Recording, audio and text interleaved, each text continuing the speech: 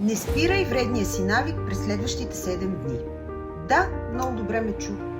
Това е много силен патърн интеръпт или прекъсване на модела. Вместо това, наблюдавай навика. Наблюдавай и си записвай. Записвай само 4 неща. Колко е часът? Какво се случи преди това? Как се чувствах? И какво направих?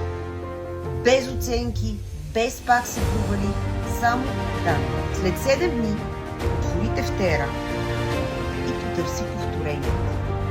Може да откриеш, че желанието идва винаги вечер. Може да откриеш, че е след конфликт. Или пък, когато си сам. Или след заплата. Може би, когато не си спал. След разговор с определен човек. Трудно е и почти невъзможно да промениш модел, който все още не виждаш. Така че 7 дни, 4 въпроса. Запази видеото и започни още днес. Ако смяташ, че той е нужен на някой друг, изпрати му. Ще бъда благодарна, ако шернеш, за да достигнат възможно най-голяма аудитория.